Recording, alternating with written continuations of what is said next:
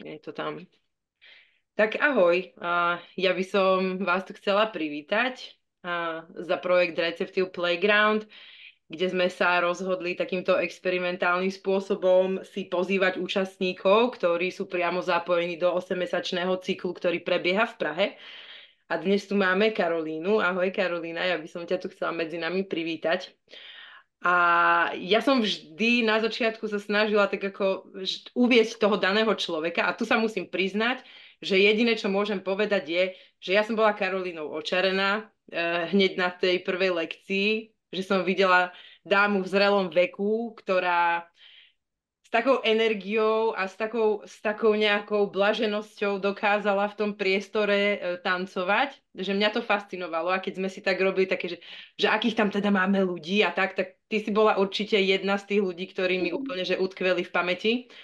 A keď sme sa snažili vlastne dostať k tebe, tak my sme, bože, to meno, že ja neviem tie mená, lebo ja v tej Prahe nie som. Vítam ste. Takže ja som veľmi rada, že sa nám podarilo sa takto stretnúť.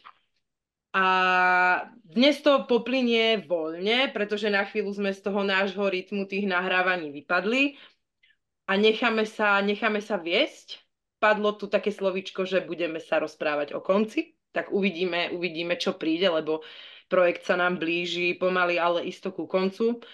Po tých našich 8 mesiacoch, tak uvidíme čo. A samozrejme tu vítam Dubravku, našu lektorku a moju spolupútničku na ceste celým Receptive Playgroundom. Takže poďme na to. Môžem rovno začať, lebo ja som veľmi zaujatá voči tomu, že čo vlastne vy ako tí ľudia, ktorí sa tam účastníte, že z akých prostredí prichádzate, tak ak by si sa nám mohla len tak v skratke predstaviť, že čo robíš, ako si sa vôbec dostala k tomu projektu, prečo vôbec si sa do toho zaangažovala a zaviazala si sa na tak dlhú dobu a tak, čo budeš cítiť, že by si nám chcela o sebe povedať, nejaký svoj background, tanečno-pohybovo, akýkoľvek. Mhm. Tak, tak ja možno, než ako poviem niečo o sebe, tak poviem prečo, lebo to pre mňa vlastne uh, ako to, prečo tam som, je vlastne dôvod, prečo tancujem. Ja netancujem dlho, asi 2 roky. Takže intenzívne. A vždy som robila niečo pohybové, ale vlastne ten tanec som v živote nemala. A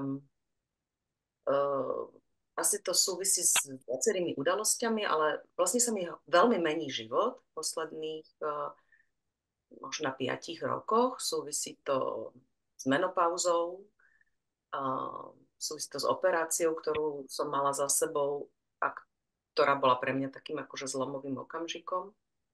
A súvisí to s tým, že sa rozchádzam s mojím mužom po 25 rokoch. A všetko to ako keby viedlo k takému, ako keby som mala pocit, že sa musím začať hýbať. A vždycky som tie zmeny riešila tak, že som menila miesto. A tentokrát som veľké zmeny. Proste to bola, že zmena miesta. Žili aj v zahraničí 5 rokov a proste sme sa hýbali, než sme si našli ako keby vôbec toto miesto v Prahe.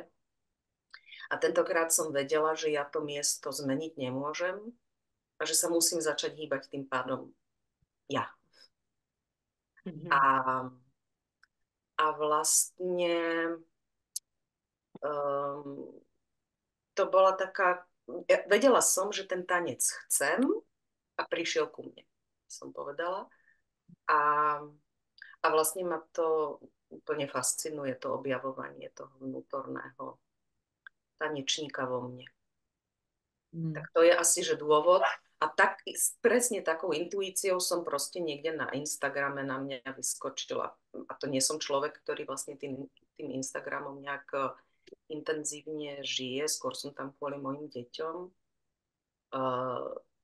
Tak to tam na mňa vyskočilo úplne ako keby asi preto, že ja som hľadala proste nejaké tanečné workshopy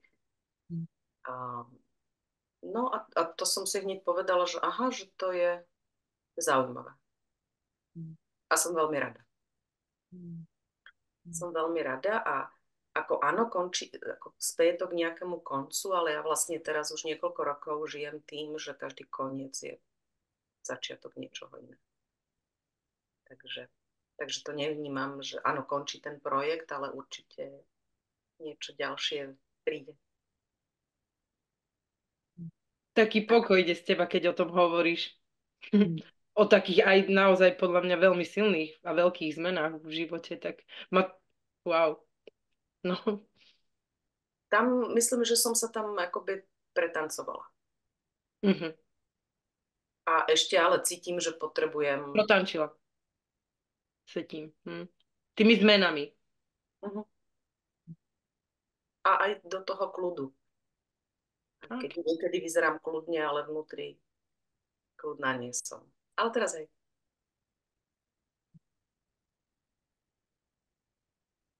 Takže predpokladám, že si asi aj ocenila ten záväzok na tú dobu, na tú cykličnosť asi v tom, že to bol naozaj taký, že 8-mesačný cyklus, že to nebolo iba také náhodné, ale že to bol Hej, vyslovene na tak dlhú dobu, že sa dalo voči niečomu. Toto by ma zaujímalo, že či to bola z tých vecí, prečo si sa tiež k tomu... áno. Lebo ja som ako absolvovala nejaké workshopy, nejaké dielne, ale a hľadala som niečo pravidelné Mm. a niečo, čo nie je príliš vyhranené, ako je teraz ten moderný ecstatic dance, alebo Mm. čo má proste už nejaké ako zafarbenie, ktoré niekedy človeku sadne, ale niekedy proste chcem odísť hneď, ako tam prídem. A niekedy je to akože fajn. A bavila ma na tom tá rôznorodosť a bavila ma vlastne aj tá kombinácia vás. Že ja som si hneď na tej prvej hodine, aha, že to je zaujímavá dynamika a vlastne aj všetky tie lekcie pre mňa boli vždycky v niečom, vždycky tam bolo niečo, že nové, Mm. čo mi nejaký impuls vlastne ako, vždycky som si niečo odniesla.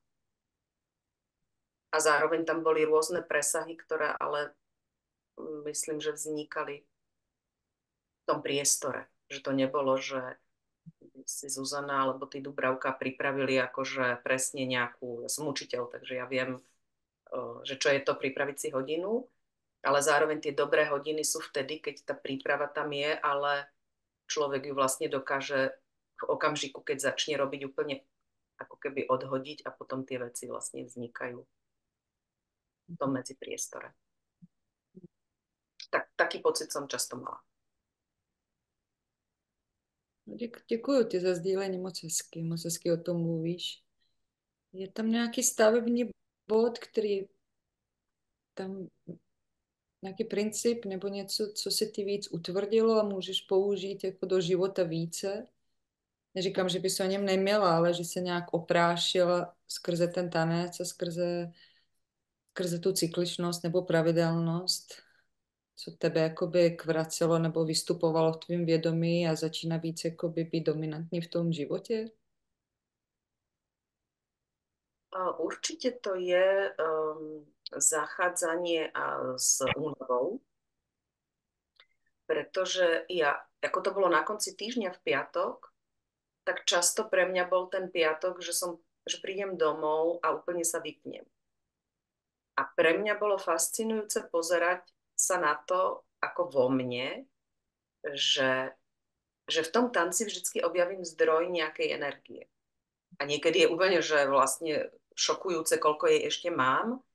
Niekedy sa iba niečo oživí a potom chcem ísť spať. Ale že vlastne že tá únava sa netýka akože všetkých zložiek môjho tela.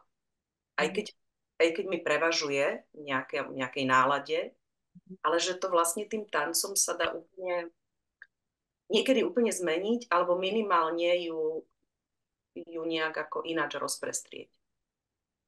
Tak to bolo a je vlastne stále pre mňa strašne zaujímavé pozorovať.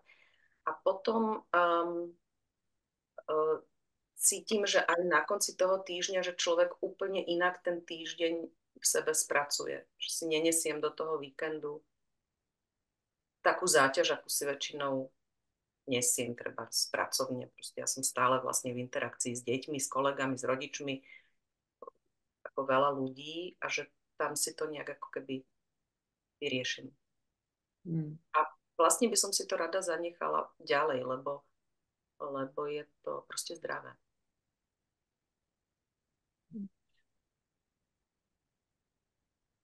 Dokázala by si ještě jakoby, nevím, jestli jsme si rozuměli v tom, jako jestli nějaký z těch principů, který si objevila v tanci, který můžeš použít do života, který se v tom životě víc jako zabírá to místo, víš, jako, že začíná být víc v prostoru zřejmé, že ten tanec to přines třeba skrze ty procesy něco, co se jakoby oprášilo, zvědomilo, vrací se to k tobě a zároveň má to jako prolínání do normálního života, že už není tak jako jenom vázáno na tanec, ale vzniklo třeba jakoby v tom prostředí a přeneslo se do normálního života, respektive nebo v tom normálním životě začalo být mnohem víc viditeľné. Neviem to úplne ako identifikovať, že čo súvisí len s týmto workshopom, lebo pracujem ako na sebe, alebo rozvíjam sa ešte aj ako v iných nejakých ďalších ako keby oblastiach a neviem úplne takto definovať, že toto sa mi stalo vďaka tomu Receptive Playground. To by som asi musela hrozne rozmýšľať, čo sa mi tam spustilo a nemyslím si, že to bolo ako keby len tým. Určite pracujem inak s vlastnými emóciami, ale to je téma, na ktorej pracujem aj mimo toho tancovania. Že ich prestávam brať tak vážne a vlastne a zároveň si ich všímať detailnejšie, ale nebrať ich tak vážne. Neidentifikovať sa s nimi vlastne. A to si všímam aj u druhých ľudí. A zároveň ja sa už niekoľko rokov venujem ako tématu traumatu. Tam sa mi vlastne otvára cez ten tanec ešte úplne iný priestor pozorovania vlastne prejavov tela. Aj tým, že vlastne ja seba vnímam fyzicky inak, alebo mám nejakú akože väčšiu citlivosť, tak ju aj vidím určite v prejavoch iných. A u tých detí je to vlastne veľmi dobre čitateľné.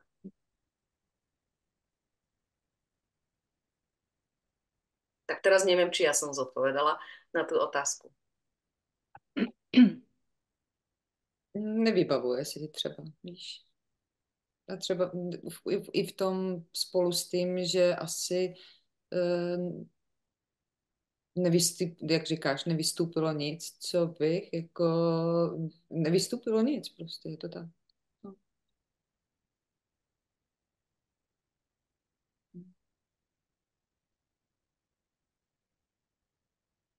Mňa baví, že máme toľko učiteľov tam. To je strašne zaujímavé. To je pre mňa... Mňa tá téma viacej a viacej zaujíma. A teraz dokončujem si teda doplnkové pedagogické štúdium a už niekoľko dní teraz intenzívne čítam nejaké knižky o dramatickej výchove, o literárno-dramatickom odbore, o pohybovej výchove a vôbec u tých detí a u tej mládeže a stále ma to neprestáva fascinovať, aké je to jednoduché, prirodzené a ako to všade chýba. A že prečo vlastne tak jednoduché veci nie sú zaradené proste kamkoľvek, ako v tom vzdelávacom systéme. A ešte k tomu naozaj ešte keď som vedela, že dneska, že ďalší učiteľ. Mňa to tak strašne fascinuje. Tie všetky skúsenosti a presne tie deti, lebo veď odtiaľ potom vznikáme my, tí dospelí ľudia, ktorých niekto vyformoval, či už spoločnosť, alebo rodina, alebo tá škola, že kedysi tá škola bola tak v súčinnosti väčšej, si myslím, s tým rodinno-sociálnym prostredím, a že teraz je to tak viacej oddelené, sa mi zdá. Neviem, že či s tým súhlasíš, ale že už tam nie je taká kooperácia, že skôr sú tam také, že narážajú na seba rodičia a učitelia s tým, že čo je potrebné. Asi záleží, že aj kto kde učí, na akom leveli a aj v akej inštitúcii, lebo ja, ak si dobre som počula od Dubravky, ty si v nejakej škole, ktorá nie je úplne typická, klasická štátna škola. Je to tak?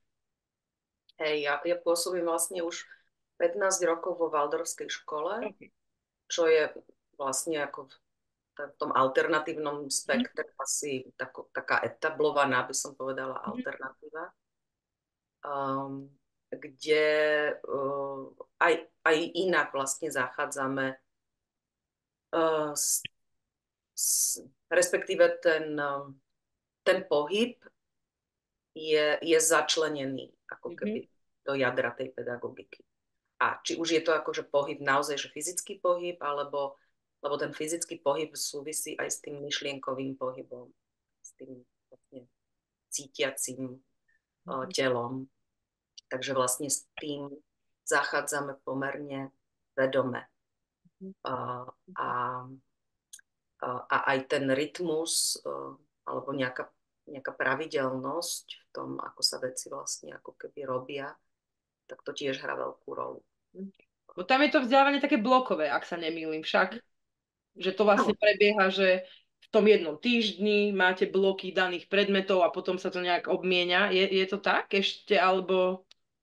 je to aj v týždni, že tam vlastne tie hlavné predmety, tak ako sú, že matematika, čeština, biológia, fyzika a tak ďalej, sa neučia vlastne ako v hodinách, ale sú to mesačné epochy a každý deň je taký, sa začína skoro 2,5 hodinovým blokom, um, kde sa ale vlastne neučí celý ten čas, ale je tam priestor pre hudbu, je tam priestor pre pohyb, proste pre zmeny činností, ale je to ako keby ten predmet. Hej, takže v chémii treba oni spievajú, O majú chemických tam, prvkoch, pesničky. nemusí sa to nevyhnutne týkať chémie, môže, ale, ale vlastne sa tam vkladajú tie umelecké činnosti. Mhm. A potom v tých odborných predmetoch, ja som vlastne primárne jazykár, tak tie jazyky sa vlastne učia veľmi inak. Tam vlastne prvé 3 roky, prvú až tretiu triedu tí deti vôbec nepíšu, ale všetko sa deje vlastne v pohybe, v reči, v pesničkách, v divadle, v riekankách, a celá tá trieda je vlastne taký jeden ako keby živý organizmus, s ktorým ten učiteľ si hrá. A až potom v 4. triede začínajú ten jazyk objavovať skrze písmo. No a ten materiál sú tie prvé 3 roky, kde to vlastne všetko tí deti si zažili. Takže ja viem, ako zdravé Mhm. to je. Zároveň po tých 15 rokoch, ako viem aj čoho sme my schopní, ktorí sme prešli proste tou klasickou základnou školou a vlastne sa tie veci niekedy učíme s tými deťmi. Ale Mhm. pre tie deti je to úplne prirodzené.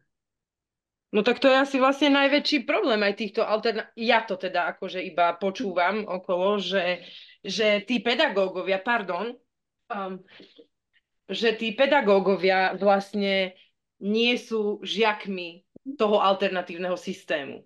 Takže tam je presne veľmi tenká hranica toho, že síce je ten systém alternatívny, ale tí učitelia si ním neprešli, takže je to veľmi také na hranici asi. No ale toto je super, že vraví, že ty sa učíš s tými deťmi spolu No takto. lebo inak sa to vlastne nedá. Ja. Hm. A ja to ale som vždycky hovorila, že tá rola učiteľa je otázka, kto je učiteľ a kto sa učí, že to Mhm. a kto koho učí. Áno. Tak, tak s tou Mhm. otázkou vlastne ako keby si hrám ako učiteľ stále. Ale zároveň ja vidím teraz generáciu, aj moje obidve deti vlastne prešli celým tým waldorfským systémom od škôlky až po maturitu. A vidím, čo to vlastne ako keby čo to dokáže, akú slobodu tie deti dokážu mať skrze to telo potom aj v tom myslení a v tom, ako sa rozhodujú a čo v tom vlastne živote robia. A teraz sa nám už aj vracajú vlastne tí absolventi a no, je to zaujímavé vlastne to vidieť v tých oblúkoch toho času.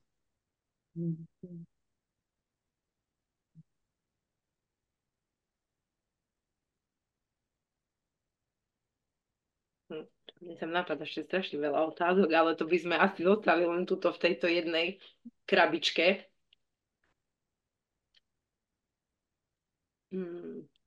No to som fakt akože nevedela, že je to takto preklápané s tým pohybom. Že toto je tam, alebo teda s tou tvorivou činnosťou, s tou umelecko-tvorivou činnosťou, ako v rámci tých blokov. Toto som fakt nevedela. Ja som si myslela, že to je len ten systém je iný. Nie ako obsahovo, že je to úplne až takto. Tak to je ešte zaujímavejšie zistenie pre mňa. Že Vlastne je to... my tomu hovoríme umelecko-remeselné činnosti, takže okrem proste hudby, malovania, nejakého tanečného, pohybového umenia, tam je práca s drevom, proste ručné práce, záhrady. Vlastne, a sú to predmety, ktoré majú rovnakú váhu ako tie intelektuálne alebo prírodovedno-humanitné predmety, to je jedno. A to si myslím je aj ako veľká devíza tej školy. A tak v Čechách je toto celkovo. Tam je veľký vidieť medzi Slovenskom a Českom rozdiel v tomto. Aj čo sa týka tej tvorivej dramatiky, aj čo sa týka pohybovej výchovy ako takej v rámci školách, v rámci teda škôl, celkovo takého toho formálneho vzdelávania, ktoré patrí pod to ministerstvo a tak ďalej, pod tie štruktúry, že všetká literatúra prichádza z Čiech, všetky inovatívne postupy v podstate prichádzajú z Čiech, čo sa týka vzdelávania ako takého. Myslím teraz toho môjho v tej umeleckej oblasti, keďže ja učím herectvo a vraciam sa teda k tomu, učila som aj pohybovú výchovu, aj javiskový pohyb, aj prednes a tak akože z takého rôzneho súdku, proste to, čo ten herec s tým svojim telom ako nástrojom musí ovládať, aj na Zuške, aj na konzervatóriu som teda učila, ale všetká literatúra, ktorá sa zaoberala o tom, ako robiť štrukturovanú drámu, hej, a to všetko proste prichádzalo z Čech. Nechcem haniť samozrejme slovenské autority, ktoré sú, ale že to tu vôbec nie je tak implementované do toho celého systému. Aj na tých vysokých školách sa to v podstate skoro poriadne neučí. Všetko sa to učí v Čechách. Takouto hravou, tvorivou formou. Pre mňa to je veľmi zaujímavé, že kde to ako vzniká. Takže, no. A ty sa k nám pripájaš do Bratislavy na naše sympózium však. Otočím trošku. To sa nám blíži. To bude za chvíľku v Bratislave. 24. až 26. mája. A to je super, že tam prídu ľudia z Prahy. Ja to cítim, že to je veľmi potrebné. A my sme to tak aj koncipovali. Dúbravka si tiež pamätá, že to bol aj zámer, aby nejakí tí účastníci išli s nami. Ty si pamätáš, prečo sme to vlastne robili, Dúbravka? Akože, čo bol taký náš motív, ako k tomu, prečo sme tých ľudí vlastne chceli vziať so sebou? Ja si na to úplne spomínam, okrem toho, že sme potrebovali nejak rozčleniť ešte nejaké formálne zložky projektu. Tak. Já si na to vzpomínám, ale jako nerád by to tady sdílela. Okay. No, já si na to vzpomínám, no. Bylo to potřeba, no. Řekneme to takhle, no. No teraz to naberá úplne iný rozmer. Totiž to preto sa pýtam, že sme sa trošku odklonili od toho. Ale okrem mňa sa tam ešte niekto prihlásil? No, pôjde tam Milena, pôjde tam Ondro, príde If. Ak teda všetko pôjde u nich podľa plánu, lebo ona by mala s rodinou prísť.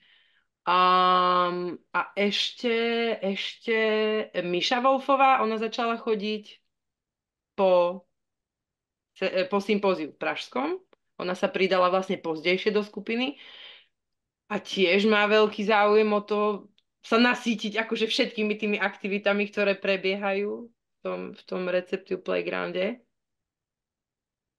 Tak. Je dôležité to vlastne naozaj ukončiť. OK. Že vlastne to mám tak, že potrebujem tie veci aj doťahovať a ukončovať. Že mi to príde, že vlastne teraz máme ešte tie lekcie, že to chce vlastne taký honosnejší koniec. Takže ja som veľmi rada, ja som hrozne rada, že to je v Bratislave, z ktorej som ja pred 24 rokmi odišla. A vlastne k nej teraz hľadám znovu nejaký vzťah. Som proste odchádzala v podstate ešte z mečiarizmu. Mhm. Z čeho? To je taký náš pojem tej vlády, ktorá v tej dobe bola tu na Slovensku. Okay. Tak iba sa vrátiš naspäť do nej, sa náhodou vrátiš. Bohužiaľ. Koľko, z 24 rokov ani sa No ale dobre, zmenilo. To by som bola akože zmenilo. Netvrdila, zmenilo. Ale vlastne mi príde aj som nikdy ten priestor tej telocvične, ako nebola som ani v tej Cvernovke, takže mňa to láka aj preto, lebo ja som z Bratislavy. Oni sú akční, no. Robia veľa vecí. Ako myslím teraz Cvernovka. Že telocvičňa je taký to vysunuté pracovisko tých pohybových aktivít, že tá Cvernovka zastrešuje ešte aj plno iných tých umelecko-kreatívnych aktivít. A dlho už oni fungujú, no.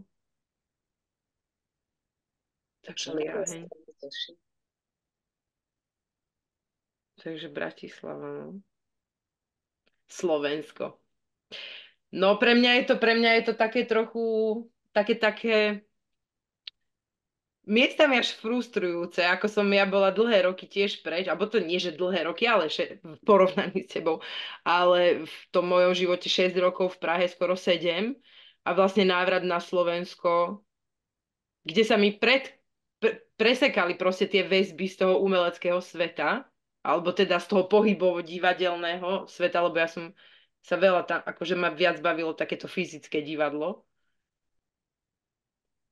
A tak ja som trochu smutná, že neviem úplne vôbec kam zacieliť s tým, že aha, veď my tu ideme proste, vám chceme ukázať, že čo robíme, že to je taká moja osobná nejaká téma, že vlastne som strašne zaseknutá v tom, že neviem kam, že neviem, kde sú tie moje väzby. A keď som akože nejakú oprášila, tak oni, že jasné, bože, veď, a hneď spomienky, vysoká škola, ale vlastne tým, že tam nie sú tie fyzické kontakty udržiavané, lebo podľa mňa raz za čas sa človek musí stretnúť s tým človekom, aby sa udial nejaký checkpoint, lebo cez Facebook ten vzťah sa neudrží, kým sa fyzicky to neprepojí znovu. Takže aj tak to ako keby neplynie v tom čase. Že sú tam spomienky, ale není tam ten fyzický proste kontakt, tak to nie je kam naviazať. No. Tak ja som vlastne tiež zvedavá, že čo to urobí so mnou tá Bratislava a vôbec to, že sa to tam udeje. Prijala by som si tam viacej známych, takto to poviem. Nejakých ľudí z toho prostredia. Nejakí sa akože povedali, že áno, ale proste čas je neúprosný a doba je rýchla. Tak uvidíme, či to bude pre nich taká priorita, no, prísť. Ale honosne to ukončíme. Áno. Nej. Mne je aj zaujímavé, vlastne ako dlho už na Slovensku nežijem. A aj som teraz rada, že môžem hovoriť slovensky, lebo mi príde, že ten jazyk je môj naozaj. A ja som v češtine si myslím, že vlastne veľmi dobrá, ako veľmi cvičené ucho spozná, že som že nie som Češka, ale aj sa v tom jazyku cítim veľmi dobre. Ale cez to všetko, aj keď teraz tancujem a chcem si niečo pomenovať, tak je to vlastne slovenčina, ktorá mi to umožňuje lepšie. A neviem, že či to je záležitosť veku, alebo či to je naozaj, že tá skutočná autenticita je v tom proste jazyku, v ktorom som primárne vyrástla. Lebo rovnako ako plynula som aj v nemčine, aj v angličtine, ani tam nejde o tú schopnosť vyjadrenia sa, ale o to, ako to úplne, že naozaj vnútri mám. Ja, tak ono to asi súvisí aj čisto aj s tým fyzickým pocitom, podľa mňa tá reč, lebo sa formuje v útlom veku. Keď sa ten mozog nejakým spôsobom vyvíja. No mne sa to stalo s tou slovenčinou tiež, že zrazu mi tí ľudia v Čechách aj hovorili, že veď ale prečo nehovoríš takto? Že to si oveľa viacej ty, že je tam oveľa väčší cit v tej tvojej reči, keď hovoríš po slovensky, než keď hovoríš proste. Ja som si nevšímal. Áno, tak vstúka, dobre. Takže ti vlastne úplne rozumiem. A ty to máš ako, Dubravka? Ty si teraz mala na... Ne? Já nemám na výběr. OK, ale vieš, že keď napríklad môžeš rozprávať, ja viem, že nie je tej príležitosti toľko, ale síce na poslednej rodinnej večeri si toho tiež veľa nenahovorila, takže to asi nejde úplne povedať, že nepoužívaš často váš jazyk však. Ne, samozřejmě, že nepoužívám. Tak jako velmi málo a pochopitelně já tomu rozumím, tomu, když jako je něco primárního, nebo je to nějaké takové to tovární nastavení a k tomu patří i jazyk, že nějaký prvek energie autenticky jako má větší jako svobodu jako ke svýmu projevu, že to jedno s druhým jde, že to samozřejmě k tomu patří, jo.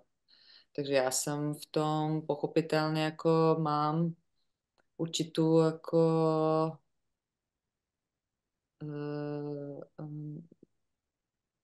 já nevím, jak to mám říct, je tam něco, co je tam díra, že jo, v tom, protože ten jazyk nepoužívám dostatečně, zároveň je ve mně živej a dalo by se říct, že používám hlavně česky, nebo nedalo by se používám a nemůžu se s tím jazykem úplně identifikovat, pochopitelně, ani ne protože je to česky, ale protože to není tvůj vlastní.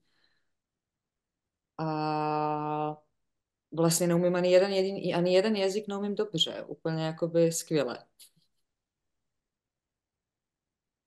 Ani jeden, ani, jako mluvím česky, anglicky, srbochorvatsky, ale vlastně ani jeden neumím perfektně, jo, jako ve své vlastní řeči musím teď přemýšlet, jako hledat ty slova. Myslím, že by to bylo jinak, kdybych tam jako samozřejmě používala ten jazyk jako půl roku, permanentně rok, to by bylo jinak, ale to se nestane a neděje, no, takže jako já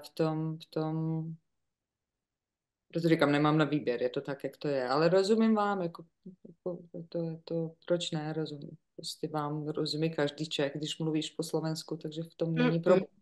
No. Není to úplne pravda, no. Tá mladšia generácia už to je také asi náročnejšie. Ale už sa mi stalo aj, že dospelí ľudia. Ale je otázka, či to je nechcenie rozumieť, alebo naozaj nerozumenie. To som párkrát si musela sama v hlave položiť tú otázku, že čože?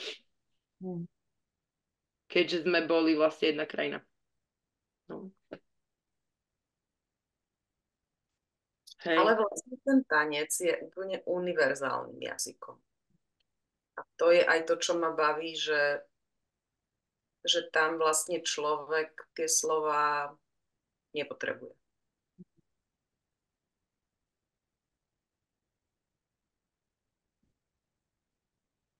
Nějak došly slova ohledně tance teď. Jo. Jak jsem asi použila opravdu hodně slov na to téma jako ve svém životě, tak A tak nám povedz niečo iné. ne, dneska Moniko, já nejsem Ne. nejblbý sporu, je to na nás holky, no. Já nebudu pokládat ty zásadní otázky života, budete muset na ně přijít a já se zapojím, já jsem tady, aby zareagovala, no. Ne, abych vedla. Zásadní otázky života. No, já vidím, že jako To tam plyne, no. no, takže se to nechávám být, no, no. No tak ja som tú svoju tému, no, tak že toho učiteľstva alebo toho školstva, to je niečo, čo je pre mňa ako aktuálne, ale určite konce a začiatky, to je, to sa tak teraz tiež nahusťuje aj u mňa. Tiež mením priestor a uvidíme, ako to celé dopadne.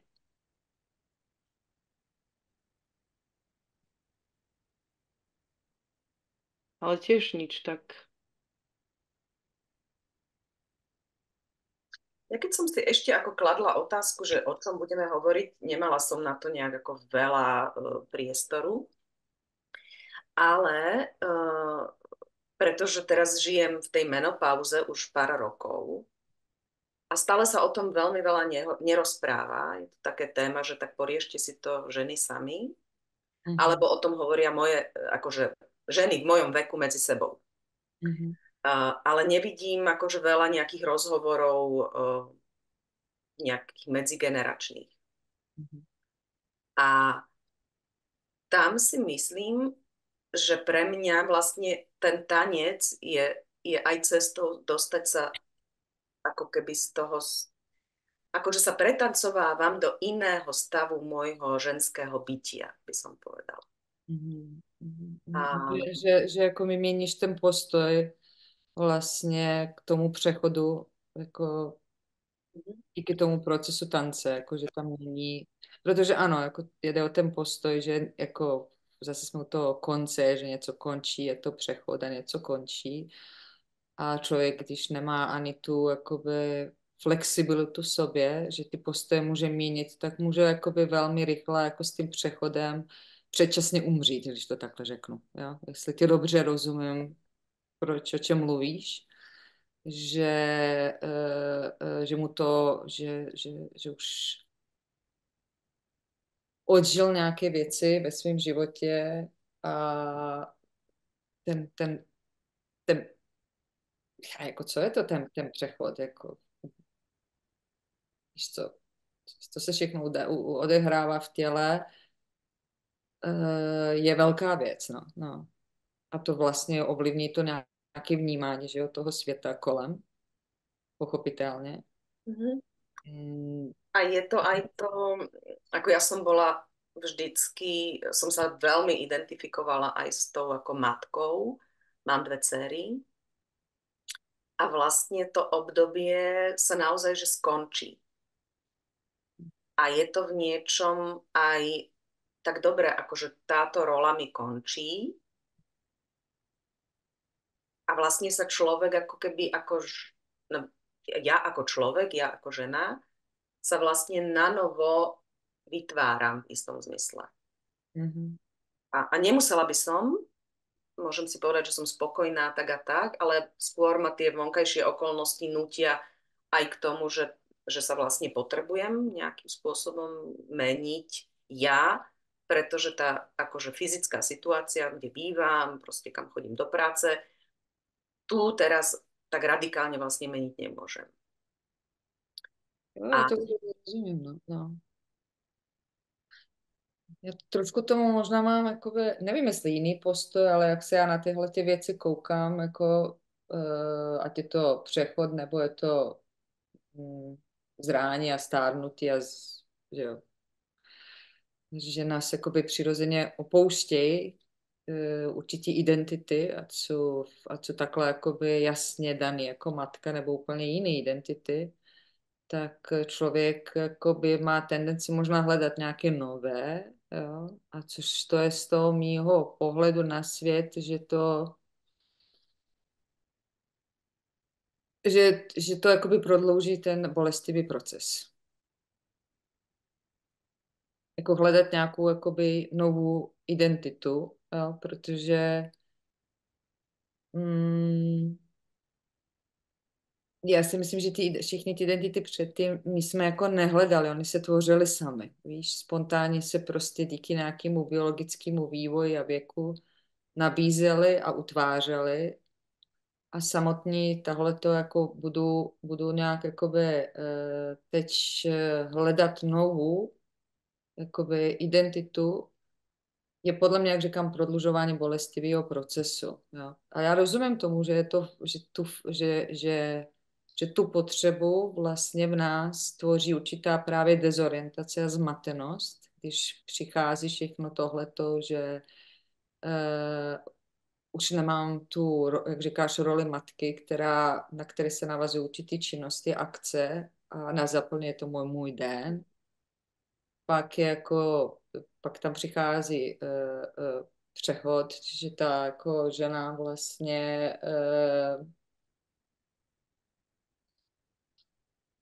nepřemýšlí o sobě jako člověku, který může jakoby přinášet na svět jako něco novýho, tím, jako že bude plodit, jo? Že tam je spousta takových těch jakoby smrti, které ty nechávají jako dost prázdného místa vevnitř, že jo? No a já jsem ani nemala na mysli, nebo nemám na mysli, že bych se potřebovala jako nově vytvořit, ale že přesně něco vlastně opravdu umírá, ale vždycky to znamená, že tam vzniká jako nový prostor. Vzniká prostor. A ani mi nejde o to, jakoby ten prostor něčím konkrétním naplnit, ale si ho spíš vlastně víc a víc uvědomovat. Je to nevyhnutelné, no. A s tím vlastně víc a víc si uvědomuju tu svobodu, kterou mi to vlastně dává. Vnitřně. No někde ta svoboda, když je moc, tak jako může být jako samotné vězení jako takové, no. Protože, jak říkám, jako tady ten proces, vlastně, o kterém jakoby mluvíš, je nevyhnutelný pro nás všechny vlastně.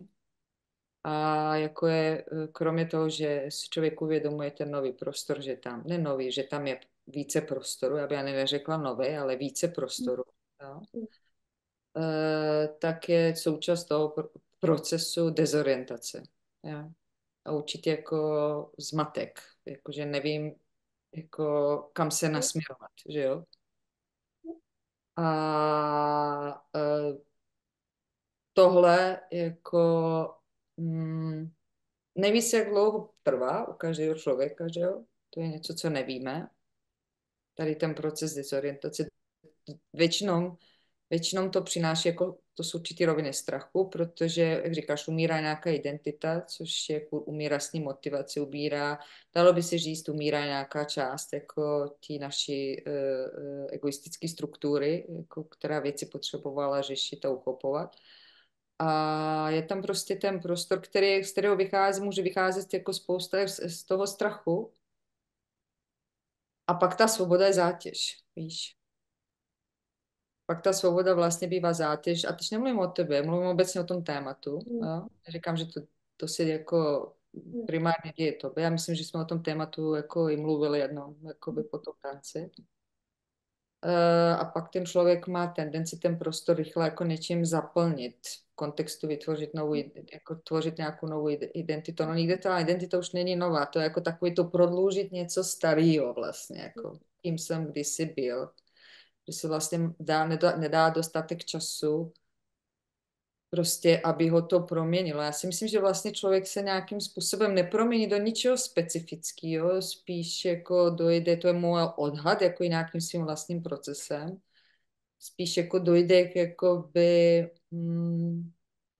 spíš ho to tak jako nějak vrací k nějakým jakoby ohodnocování nějakých obyčejných věcí víc a víc a že ten život se stane vědom sám sebe skrze něho mnohem víc. Jo?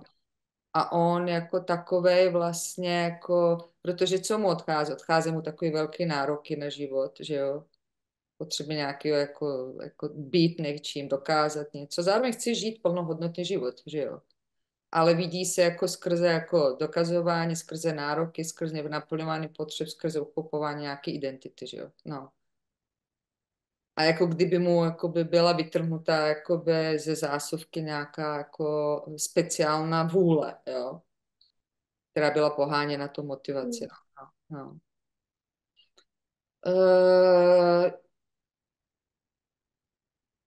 No. Jen tak jakoby mluvím o tom, neříkám, že řeknu nějaké jako můdro, které jako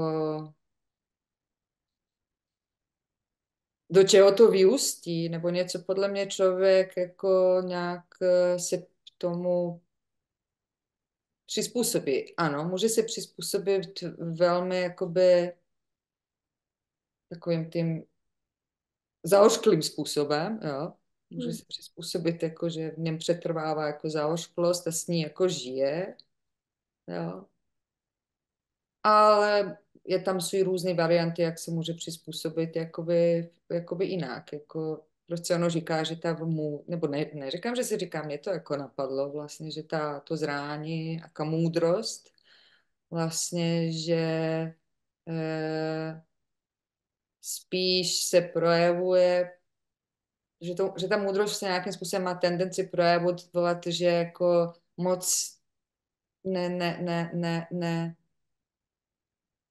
spíš věcem nechává mnohem víc prostoru, než se jakoby hodně rychle upíná k nějaký akci, že by něco změnilo, víš. No. Neříkám, že je nečinný, ale prostě není reaktivní, jako není tak jakoby spalující reaktivní. No, no. A tak, no. To jako, mě se jí ptali minule, ty jsi tam nebyla s náma jako potom. Se mi ptali, a budeš něco jako dělat další a pojďme a taková ta nadšenost po té hodině, která jako by byla a neuděláme nějaký seminář, ne, říkám jako, hele, jako ne, teďkom jako ne, já potřebuji jako, aniž by se rychle něčeho chytala, potřebuji vědomě jako dovolit, aby to fakt umřelo. Jo. Musím mít ten proces, jo, jako ten cyklus. Jako sice je to pro mě jako nejvíc bolestí, možná víc než ze všech vás, jako z důvodu nějakého jako dávání se v tom a identifikování a tak dále a je to můj určitý orientační bod v životě. Ale jsou ty zkušenosti jako takový, že ne, prostě součást toho procesu je prostě smrt. Jo. Jako je to tak a já jako nějakým způsobem chci uznat, jo, i v sobě. Ne jako jakoby zaseknout se v tom, ale prostě jakoby uznat. Protože je tam vzadu nějaká důvěra, když jakoby poctivě tím projdeš, i když nevíš ten čas, tak se jakoby je tam nějaká šance, že po čase se jako něco zrodí, jako, no, co te pohne, no. Jako měla bych jako nápadu, mám moje kontaktu, mohli bychom, já říkám ne, jako teď jako prostě fáze smrti prostě, tak to prostě jakoby je, no. Já jinak mám ještě téma smrti, je vlastně moje téma. Já spolupracuji i s Cestou domů. Okay. Mobilním hospicem a pracovala jsem v jednom projektu, který se jmenuje Smrt školou povinná. Jak vlastně jako mluvit o smrti ve školách. A tam mám, jenomže mi to vlastně rezonuje s něčím. Já jsem měla asi nejhezčí rozhovor, který vznikl úplně spontánně o smrti na kompostu. Já mám jako zahrady. Taková symbolika. Teď jsme tam prostě jako, to je nekonečný proces. Prostě ten kompost, jednak ho člověk pořád plní, musí ho tam prostě přehazovat, takže to je jako pořád někdo na tom kompostu pracuje. A vlastně jsme se tam bavili, jakože co to vlastně je, ty rostliny, které nám na té zahradě prostě vyrostou, tak tam v tom kompostu prostě projdou totálním vlastně rozkladem, ale vznikne z toho vlastně ten humus, ta úplně jako živná půda pro nové rostliny. A teď tam jeden jakoby kluk mi říká, jo, ale takhle to vlastně to jde do nekonečna.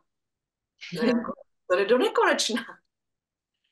A začali se tam pak bavit o tom, jakože vlastně, ale tohle, jakože když teda pohřbíme to lidské tělo, tak to, jakože vlastně se to děje i s lidským tělem. A kromě jako pak reinkarnace tam rozvíjeli nějaké, tak vlastně se začali bavit o tom, jak teda co udělat s tím tělem pro tu zemi po té smrti. Mhm. A já jsem vlastně do toho vůbec, ani jsem to neřídila, ani jsem do toho nemusela vstupovat, ale přesně tak je to v tom přeneseném slova smyslu s tou smrtí i přesně jako v souvislosti s nějakým jako projektem nebo něco, co končí, třeba jako mé manželství, že si někdy jako člověk představí tu smrt jako něco definitivního, ale on je to zase jenom nějaký vlastně jenom přechod. A tam ten kompost mi přijde, vlastně on musí zrát. Než vznikne ten jakoby dobrý kompost, tak opravdu potřebuje čas. A někdy se to dá urychlit a někdy to není dobré prostě urychlovat. No. Jako... Ano, taky přizná, snadněji se o tom mluví, než tím prochází, jako je mi to úplně jako jasný. To, ale jako někde se začít musí, že jo, aspoň si to tak jakoby zvědomovat. Můj záměr je nějakým způsobem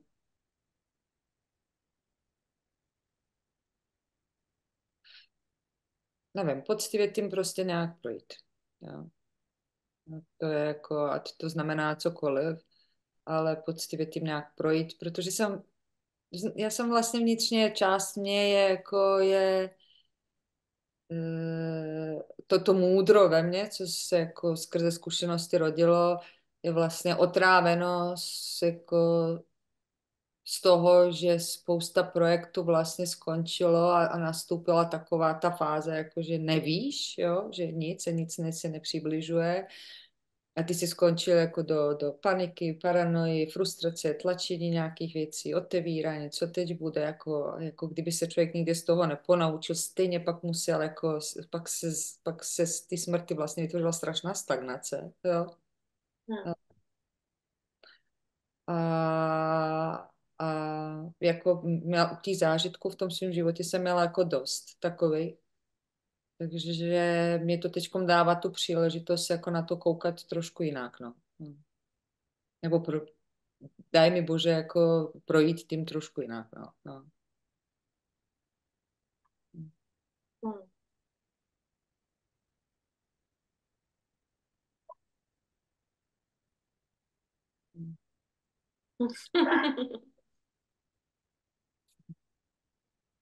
Mne tam iba k tomu, ešte keď ste hovorili o tom dozrievaní a o tom v podstate prechode, tak ja si pamätám,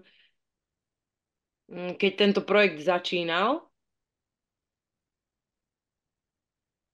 nie, že by to bolo nosné, ale to si pamätám v tom období, keď sa to dialo, tak je tam z Dubravky smerom ku mne, akože tam prišlo také, že moja zlatá, už nemáš 20, že nemyslí si, že veci budú v tvojom živote k tebe už len tak prichádzať, ako keď si bola v puberte, ale že čo si už nezačneš vytvárať sama, vedome, venovať tomu pozornosť, dávať tomu záväzok a nejakým spôsobom napredovať, tak sa to proste nebude diať.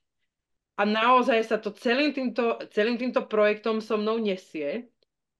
A vlastne to súvisí aj s tým koncom, pretože mňa ešte bude chvíľu držať ten administratívny koniec a tá smrť v tejto fáze, že u mňa ten projekt nakoniec skončí až budúci rok, keď odovzdáme všetky ešte daňové, no proste, hej, takže to ešte u mňa niekde akože pobeží. Ale čo sa týka tej tvorivo-kreatívnej, tak v podstate preskakujem niekam inám, na nejaké iné pole, ale ja som si uvedomila jednu vec, ktorú som riešila niekoľkokrát už na svojich terapiách, ktoré som navštevovala, že ja nedokážem veci dokončiť. A veľmi ťažko nechávam veci dokončovať, že mám tam nejakú svoju predčasnú ejakuláciu, alebo ja neviem, že hneď skáčem proste do toho nového, že to ukončím ešte skôr, než je to reálne ukončené, že z toho zdrhnem, to je jedna varianta, že to vzdám ešte predtým, než to reálne má šancu dotepať, alebo to rýchlo vymením proste za niečo iné. A teraz ja si uvedomujem, aj vďaka tomu, čo povedala Dúbravka, že potrebuje si nechať ten čas na to, aby mohlo vzniknúť, tak to ma naozaj tak nejak akože sa ma to dotklo, že cítim, že aj ja to potrebujem urobiť.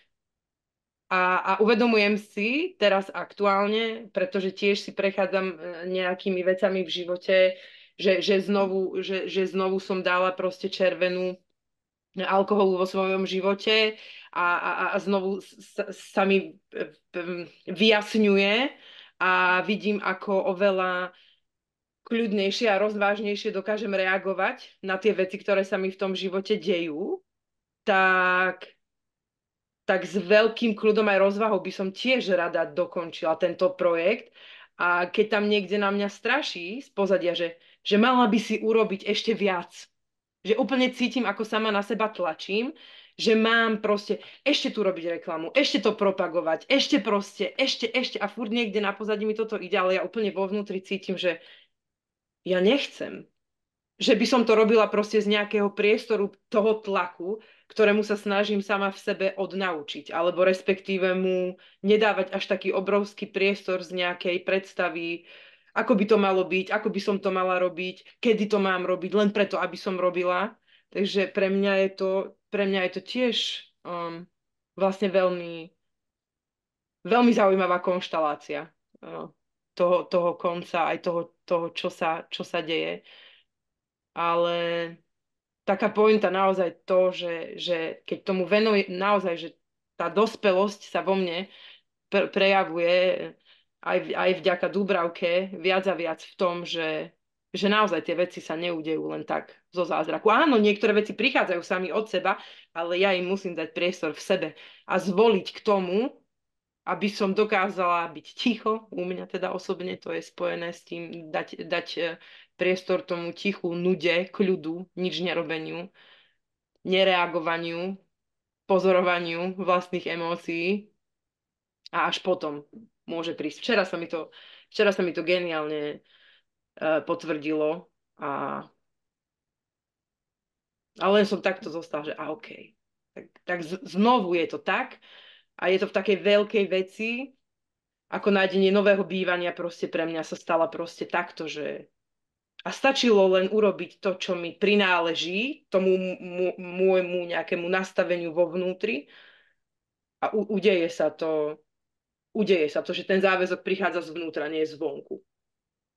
To bolo veľmi, veľmi pre mňa ako plodné No, teda. jako já skrze svůj vlastní proces vlastně vnímám, že to už dávno není o tom, že já přijdu na něco jako nového, jo, ale spíš, že jakoby více uvědomuju, co jsou moje slabé body.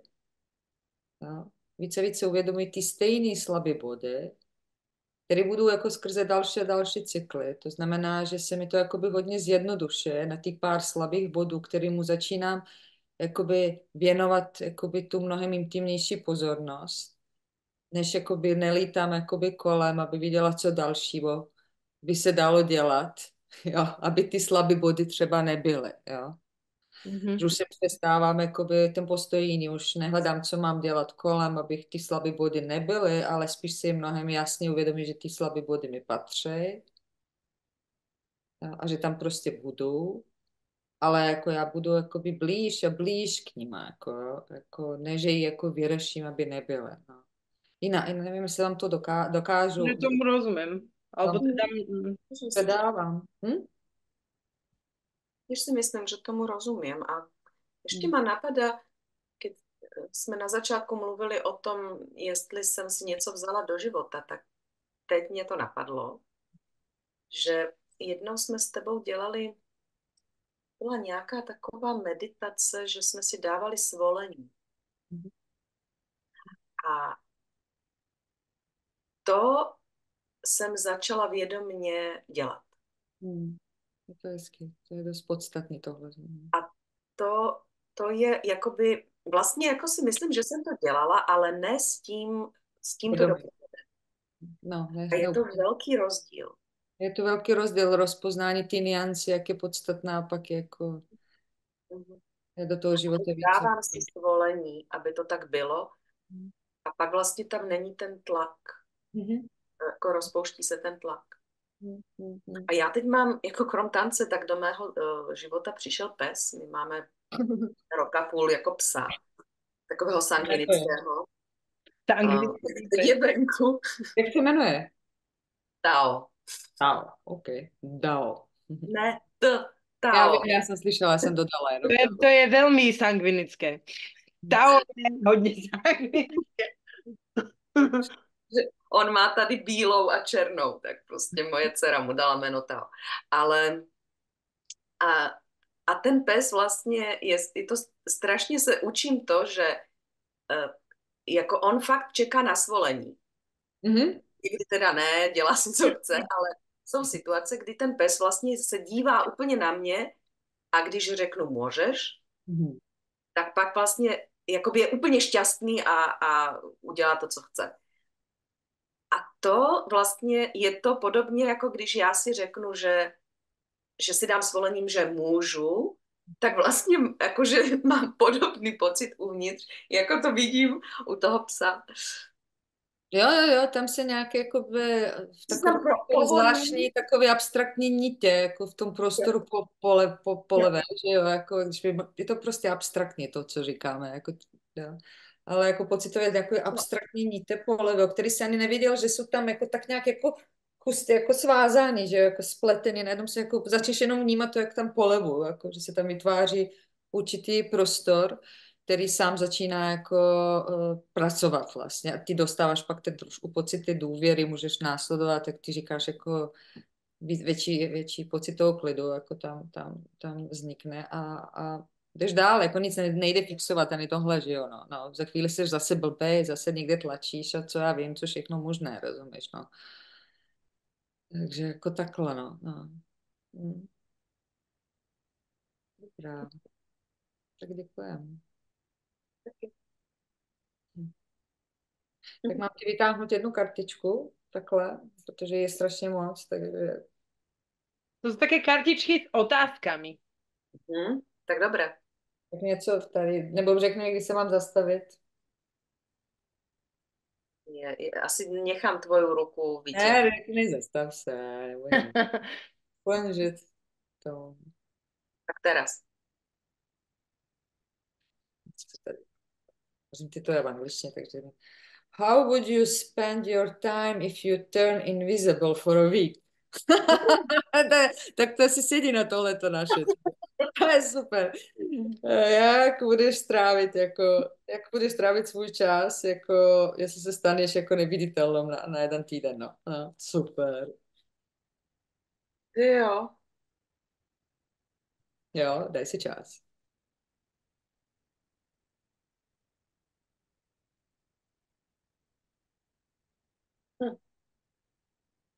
Správná odpověď neexistuje, víš, jako to je zase jako by To věc. viem, ale počkaj, musím si predstaviť, Mhm. že čo to je byť neviditeľný. No, mne sa to tiež úplne rozbehol niekde, že...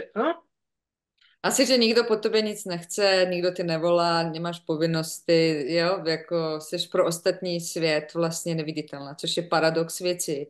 Jako představte si, jako víte, jaký je to pocit svobody, když si ty představíš, že tuto chvíli fucking nikdo na světě na tebe nemyslí. Je to strašně osvobozující. Fakt. Hodně, když si to fakt Už si dovolíš, je to to říkala a já to tam tak nevnímam. Ja teda úplne, mňa z toho chytá úplne, že...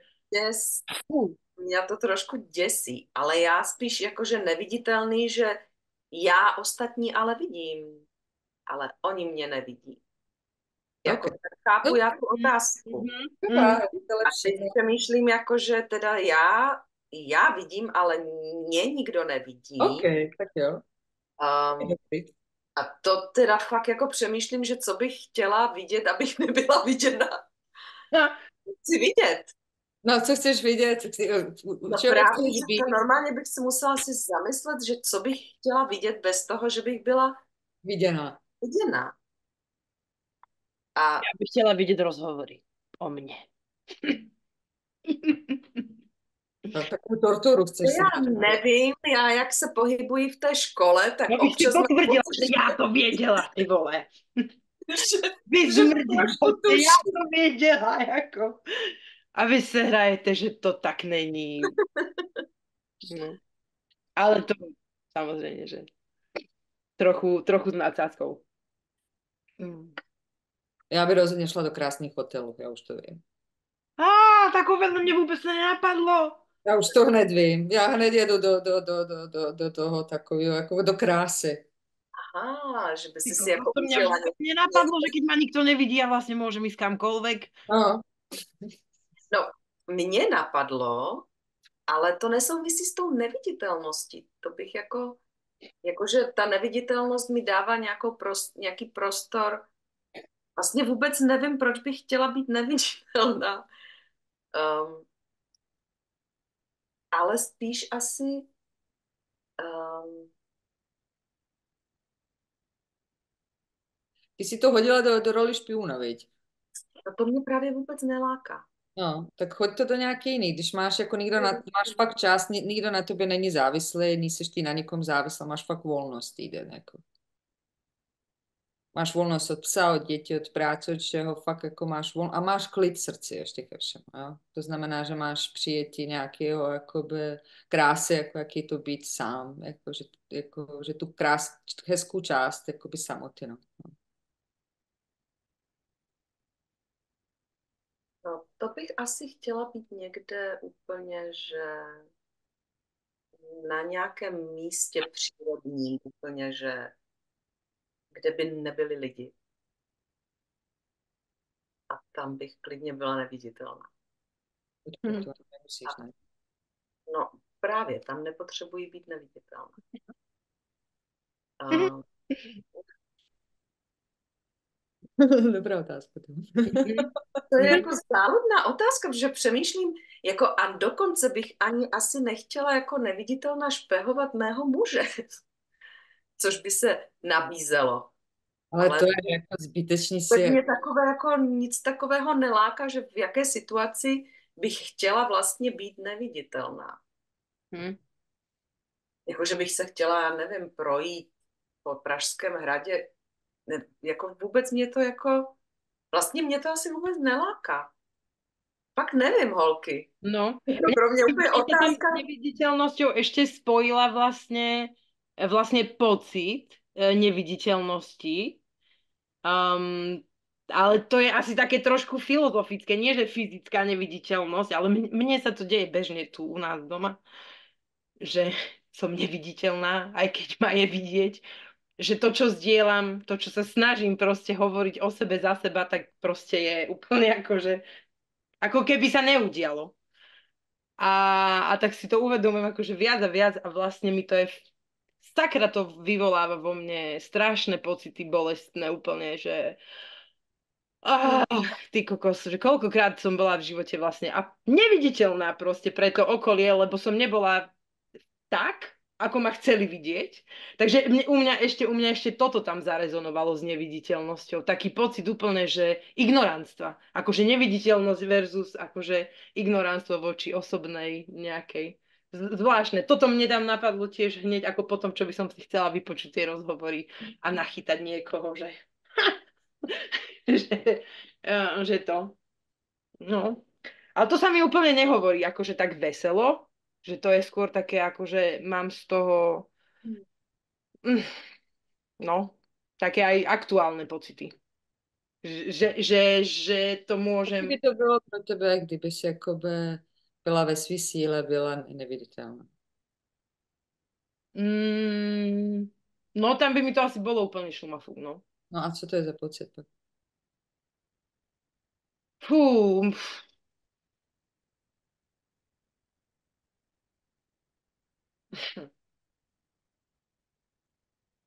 Ale já možná, no aktuálne je to ešte vždy na hranici na hranici takého stredu, ktorý ani nemá nie že náboj, ale nemá konkrétnu podobu, ako Nemá. pocitovú, že to Nemá. je úplne, že No. na hranici s totálnou aroganciou. S takým akože go fuck yourself.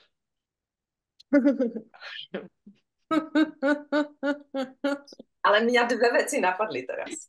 Akože úplne.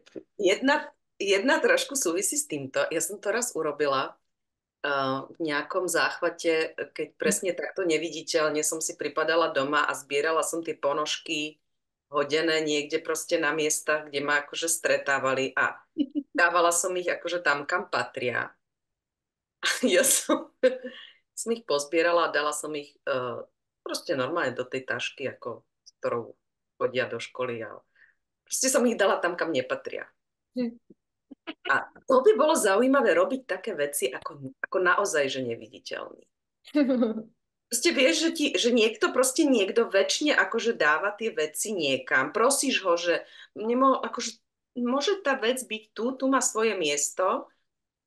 A ja žijem vlastne v domácnosti, naše baby sú proste 19 a 22, takže sa prispôsobujem akože študentskému životu a musím robiť to, že proste zatvorím oči, že OK, tak tento neporiadok nechcem, ale nechcem ho ani upratovať, takže sa nemôžem k nemu nejako ani vzťahovať. Proste, ale kebyže som neviditeľná a môžem s tými vecami začnem hýbať zrazu, že sami od seba, tak by ma zaujímalo, že ako sa k tomu budú potom tí ľudia vzťahovať. A ja to môžem ešte aj pozorovať. To by ma bavilo asi. Ja to je hrozné.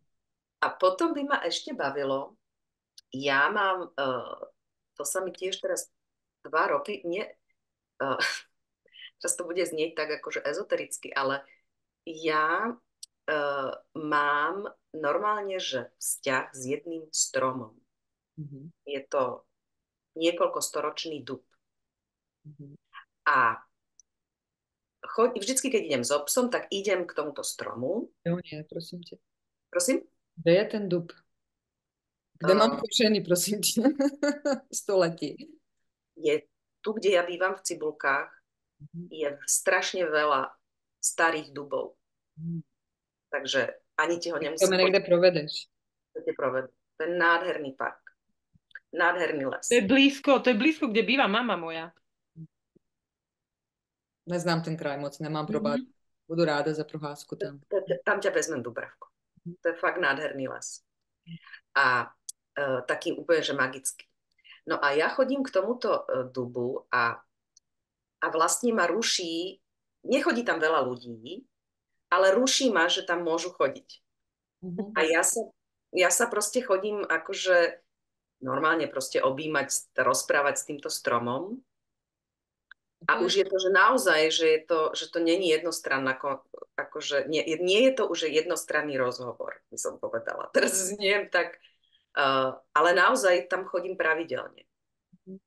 A hrozne by ma bavilo, kebyže to môžem robiť úplne, že neobmedzenie a nemusím čeliť tomu, že niekto sa príde pozrieť alebo sa na mňa pozerá. Proste, že to môžem robiť úplne ako dlho chcem, bez akéhokoľvek pohľadu nejakého človeka. Hezky, no by to vylezlo tých No akurát to chcem povedať, že zrazu koľko vlastne neviditeľných momentov by to chcelo. No. A měli jste někdy v životě, jako, no to je jako možná, zní to jednoduše, ale paradoxně málo si to kdo jako dovolí,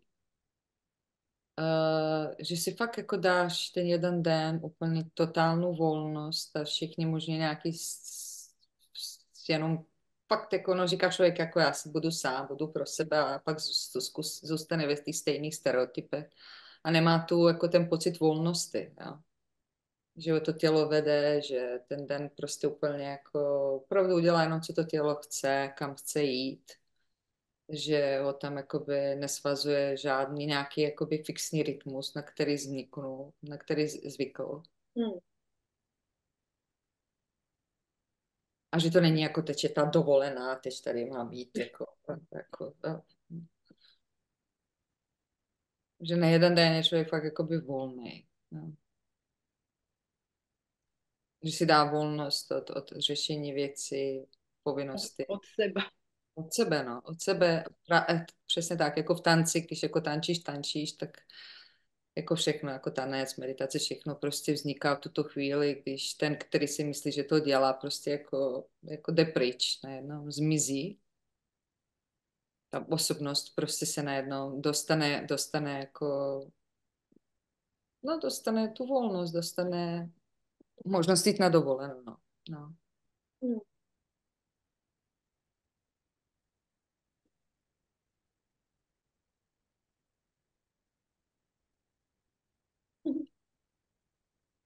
Ja si to, no.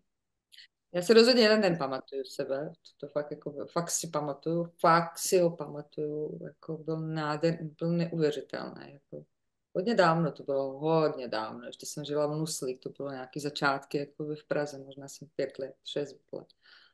A prostě jedno ráno, já nevím, co to bylo, co mě pohlo k tomu, já vůbec jako nevím, ale vím, že jsem ráno vstala a jenom vylezla do města. Zůstala jsem celý den sama. Bez žádný jakoby plánu, kam mám jít, bez žádné očekávání, bez žádné jako způsob, bez ničeho. Jako. A byl to úplně boží den. Byl to prostě, já jsem se vrátila domů a já jsem myslela, že mu moja schránka, jako fyzická, neunese ten kapacitet čehosi, co se tam otevřel. To bylo úplně jako wow, jo. Já myslím, že to bylo jedno z takových jako spontánních, jako velmi obyčejných jako probuzení a který si nemohu další den opakovat, ale zůstaly to tak nějak v paměti, že se vždycky jako pak chtěl se vyvíjet tím směrem, no. No. Ja si pamätám len také chvíle, kedy to došlo s takou kombináciou toho, že s tým svolením k tomuto. Ale to nie je úplne to isté, podľa mňa. Že také spontánne, ako to napríklad si teraz ty povedala, tak to si vôbec nepamätám, ale pamätám si, keď som si to dovoľovala, ešte ako keď som nemala dieťa, alebo respektíve som nemala... Ale opravdu dovolila, nebo to bylo... No, dovolila, že som proste sa vybrala niekam, nevediac kam, čo budem robiť. Väčšinou som to robila, keď som bola niekde v zahraničí. Že som išla na miesta, ktoré som nepoznala, zabočila som do uličiek, ktoré som nikdy predtým, akože že to išlo tak nejak, ale nie som si istá, vždycky si to tiež nesiem s tým pocitom, že wow, lebo väčšinou tam sa udiali momenty, ktoré boli veľmi potrebné, ako keby v tej chvíli, že sa niečo otvorilo, vyjasnilo, naplnilo, dokončilo pocitovo, teraz ako nie nejak konkrétne, tak to si pamätám, to som si zvykla proste akože také dávať, ale také, že by sa to stalo, že nekontrolovane alebo nesvolujúco, že som si to nepovedala mentálne, že toto idem urobiť, tak to si nepamätám teda vôbec, no. Tak ako až takú slobodu. Jo, já si dokonce pamatuju v tom, no, co jsem četla za časopis, jaký článek jsem četla, co jsem pila. Mám vymazáno všechny ostatní dny. Jo, který v kavárnách jsem byla, co jsem jakoby, jo, prostě neuvěřitelný, jako fakt jako neuvěřitelný. Přeju si to znovu, to je fakt pravda. Přeju to i vám. Mm-hmm. Dobrá, tak co vy na to dáme? Dáme to takhle? Mm-hmm. Děkuju, Karolíno, bylo to moc jako klidné a přirozené. No. Mm-hmm. No. Ďakujem aj ja. A uvidíme se v pátek. A vidíme se v piatok. Ahoj. 2 týždne so mnou. A s tebou v Bratislave. Teším. Ja prídem na poslednú lekciu do Prahy. toho 17. Takže skôr. Super. Tak sa majte. Zlatý. Ahoj. Ahoj. Čau.